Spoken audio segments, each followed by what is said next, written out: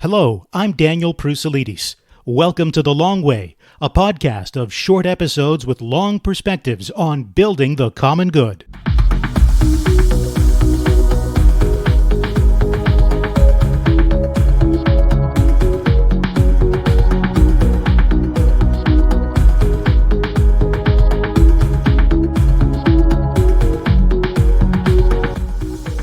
Have you ever considered the concept of restorative justice? Have you ever heard stories of reconciliation or restoration of peace between someone who's committed a crime and a victim of crime? Well, The Long Way will bring you some of those stories in this episode, and we'll even learn a little something about how we can become involved in helping those who are incarcerated and their families outside of prison. Why? Well, this is all part and parcel of building the common good. That's what The Long Way is about, and that's what Cardus, the think tank that puts on this podcast, is all about. Cardus is an organization that produces policy and thought dedicated to three main things: living together well, respecting our many differences, and protecting the vulnerable. So restorative justice, that's something our featured guest knows all about. She is Stacey Campbell, President and CEO of Prison Fellowship Canada. Well, it's good to have you on The Long Way. Great to be here, Daniel. When we talk about the integration of inmates, reintegrating them into society, we don't typically use the language of reconciliation or restoration.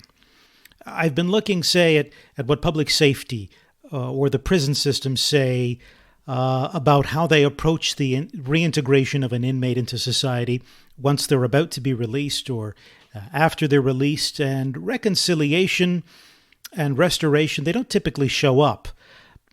I don't mean that necessarily as a criticism of the government's approach to this, but I am interested in why Prison Fellowship uses those words and what they mean to you.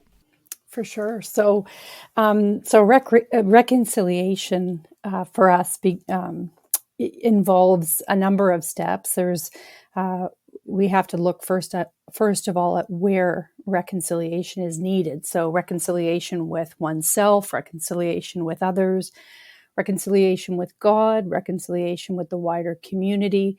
So taking all those things into consideration, if we were going to put it in mathematical terms, we would say that reconciliation means bringing an account to a place where there's no unresolved issues. And as we walk that out in faith, it means allowing those who've been harmed to have a voice, a safe place to express that voice, and to talk about the impact of the harm that's occurred in the presence of those who have been harmed. And then continuing on in that vein, we're looking to answer the questions: what is the harm? Who's responsible for the harm? And how will this harm be resolved? And how is that all part and parcel then of the restoration, the resolving of the harm? Yeah, so restoration would be we kind of look at forgiveness, reconciliation, and restoration as three separate steps. So reconciliation for sure is the goal, that there's no unresolved issues. We kind of bring the balance sheet to zero. Restoration, sometimes it's safe for restoration to occur. Sometimes it's not safe for restoration to occur. And so that has many implications as we talk about it in terms of reentering the community, whether it's putting a relationship back together, that type of thing. But a restoration with a community is a very difficult thing to do, and really forms the basis of some of the programming that we do, because there isn't a mechanism for restoration when you're leaving the prison system. Basically, custody and care is the mandate of corrections while you're in their facility. But reconciliation or restoration with the community is not. It's not part of their mandate. We can't fault them for that. It's not part of their mandate. So what has to occur is there has to be somebody who stands in the gap and facilitates that process.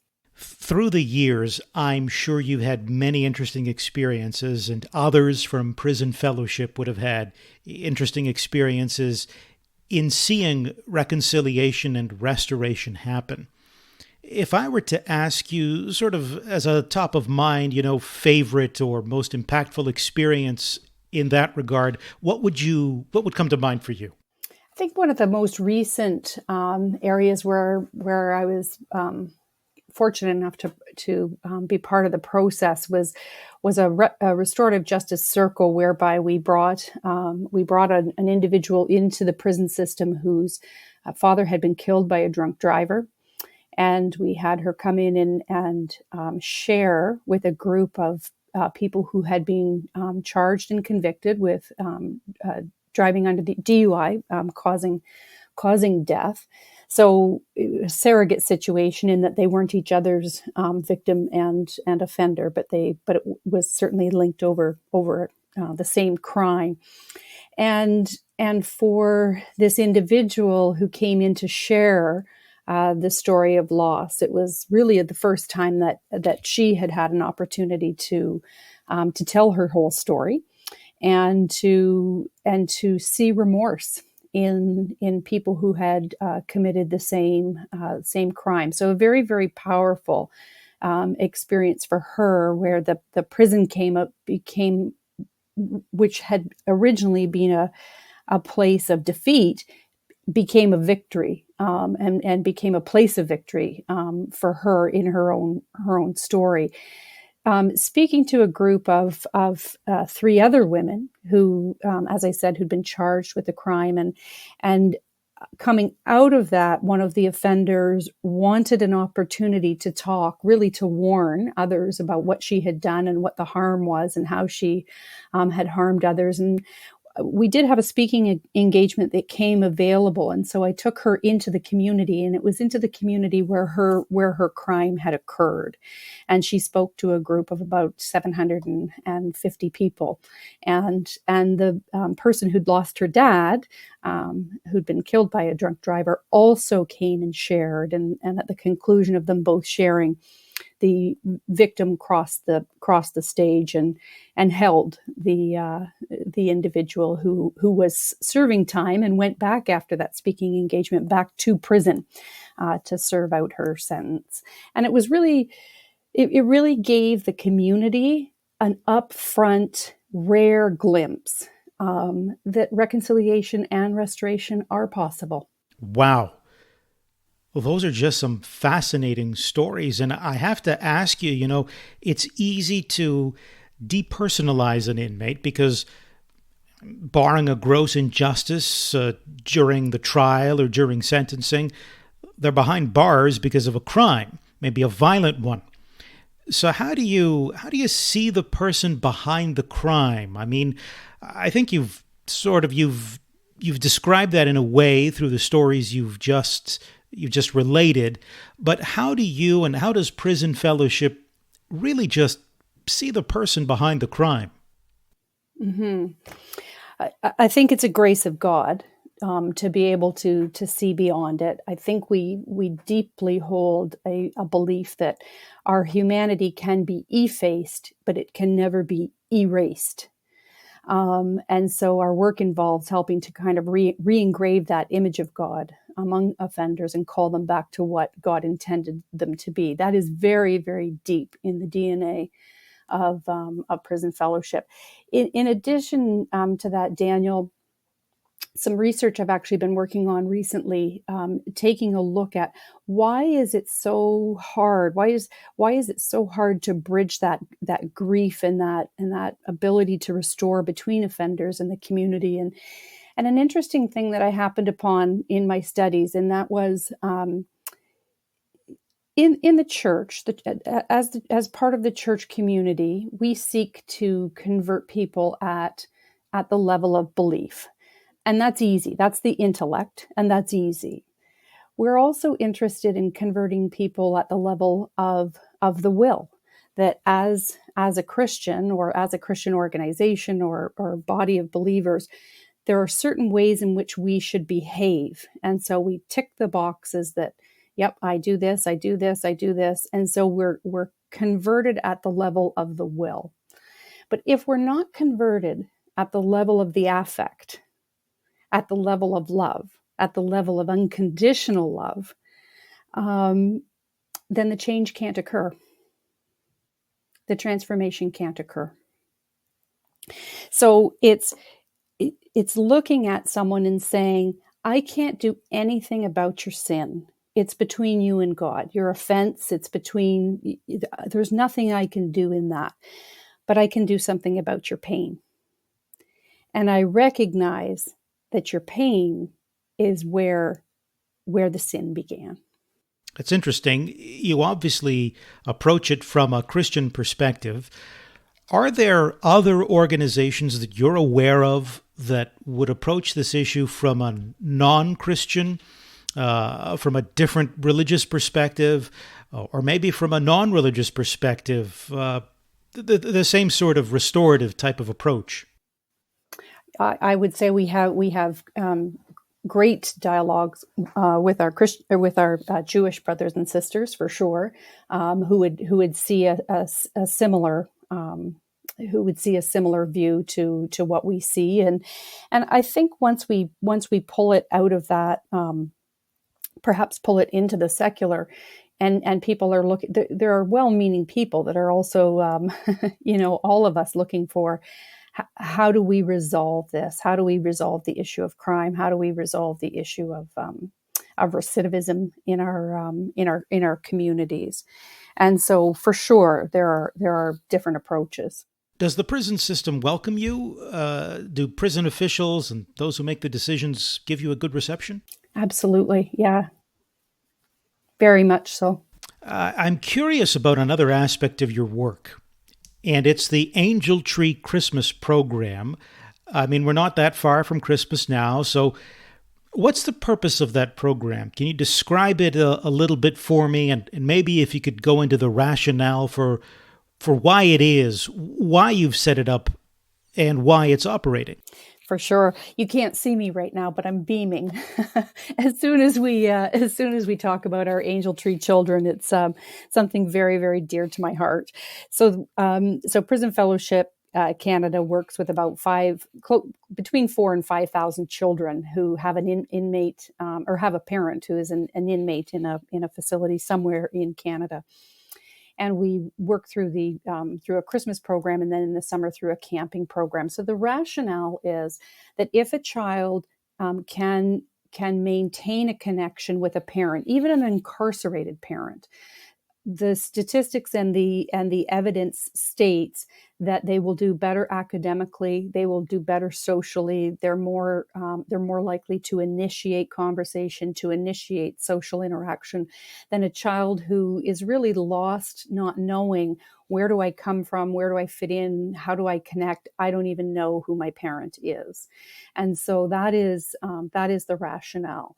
The program started in the 80s and actually was the brainchild of a mom who was an incarcerated bank robber, and on Christmas Day had nothing to give to their child and no way to reach out and connect, but was just another layer of disappointment to that child.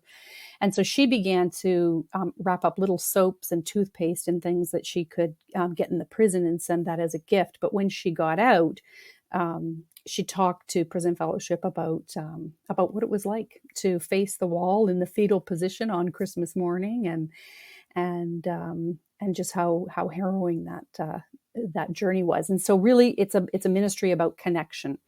So it's not about the gift. We make it a very accessible level. It's a $35 gift, and it's initiated by the inmate parent who will request an application, write out a gift tag, and make a suggestion for what their child might like at that level, and then people go and we do it for sure as a staff, but it's really mostly handled by the community, where they go and knock on the door and present the gift and say, this is from your dad, or this is from your mom, and then the children will, a lot of them respond. It's really heartwarming that, oh, he remembered me or she remembered me, and yeah.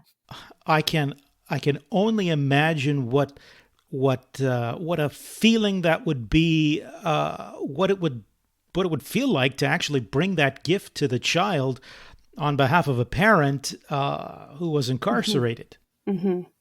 Mm-hmm. And very pro-social and positive on both for both ends. A parent who's connected to a child is also less likely to recidivate, to reoffend. And so important on that perspective. But we had a little boy who apparently was being ribbed by a bunch of his peers at school, and you don't know who your dad is, you don't know where you come from, kind of thing, and had really lost touch with his dad. And last year, we brought a gift and said, "Hey, this is from your dad." And he's like, "He exists. He knows I exist." And it was just this life-changing thing for this boy. And throughout the year, he just became a different child. Well, I just have a feeling that anyone who's listening to this now will want to participate in some way. You mentioned before that a lot of this has come through the community. So is there a way that people can get involved directly, either as volunteers or sponsors or donors in some way? Absolutely. So on our website, which is just www.prisonfellowship.ca, if you go on there, the Angel Tree banners are up, and we're well underway with the program. And there you can either become a volunteer or a sponsor or donate in some way. And we would love that. We would welcome that. Well, that's wonderful. I mean, it's just so interesting to hear your stories and the experiences of people both who've been victims of crime. Because honestly, approaching this interview, I was completely thinking of the inmate, not really thinking about how there might be some sort of restoration or reestablishing that connection with the wider community. And you've really unearthed and highlighted that. I think that's a very interesting aspect of your work, and an interesting aspect of reintegration more broadly that perhaps we don't think about as much, and you don't see as much in the headlines. Mm-hmm. Very much so. Well, thank you again, Stacey Campbell from Prison Fellowship. This has been very interesting, and it's a bit early, but Merry Christmas. Thank you, Daniel, and the same to you and your family. Thank you.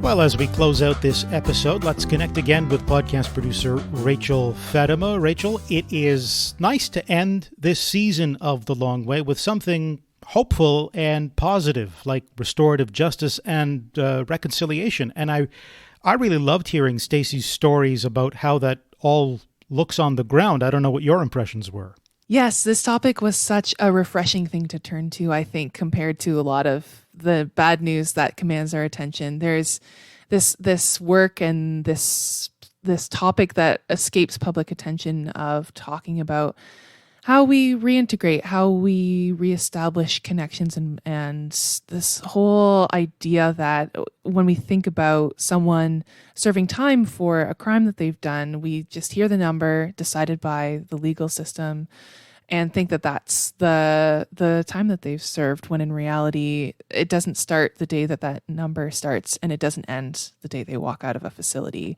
That there are families, connections, job opportunities, relationships with the self was something so profound that Stacy said that I can totally imagine being a lifelong journey of being able to talk to oneself about something like that, and then stemming from that, being able to talk to other people and see life, to look forward, the relationship with looking backward. There's so much to unpack there, and the work here is so important. Yeah, sentencing isn't the whole story. I mean, definitely it's part of what we're talking about here, and I don't think anyone's trying to suggest that sentencing isn't important, and accountability isn't important. Of course it is, but that sense of restorative justice and of bringing healing, of restoring relationship where it's possible to do so, where it's safe to do so, I think that's an important aspect that we forget about often. And, it never really occurred to me that there is a relationship to maintain between a child and an incarcerated parent. And it's difficult for the child. And I was just happy to hear about cases where a child's life can be changed and improved, and even that child's outlook on life can improve based on some of this work that can happen that even you or I or anyone else could be involved in. Yeah, and stepping in and helping. I picture it as opening a door. It's leaving a door open to future possibilities that without a program like this, I think would be a lot harder to keep.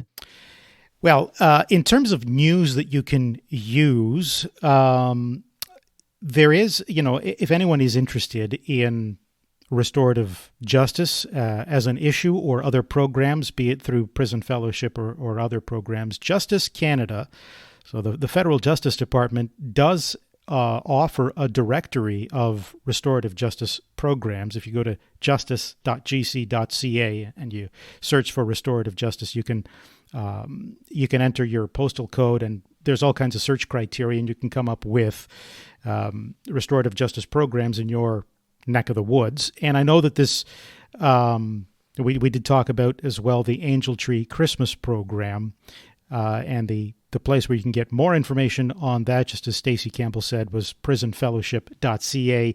That's also going to be in this episode description. And Rachel, this brings us to the end of our 11th overall episode of The Long Way and the end of our second season. Wild. Time flies. Time flies. And that doesn't mean, of course, that this is the end, and it doesn't mean that it's goodbye necessarily. If anyone's missed a previous episode, no problem. Search for The Long Way wherever you get your podcasts: Apple, Spotify, Podbean, Stitcher, Google Podcasts. The list goes on, and you'll have access to all of them there. And we need to get cracking on a third season, don't we, Rachel? But it's okay. I'll let you have a breather first. Enjoy that Christmas season. Yeah, a little Christmas cheer. If you've got good ideas for a future episode, a topic that we should tackle, if anyone's got comments on the podcast, write to Rachel and me at media@cardis.ca. We would love to hear from you. And if you want to learn more about Cardis, visit us at cardis.ca. I'd invite you in for a coffee, but the authorities frown on that, at least for now. So until then, let's settle for cardis.ca. And for Rachel Fedema and all the team here at Cardis, I'm Daniel Prusalides. Thanks for listening.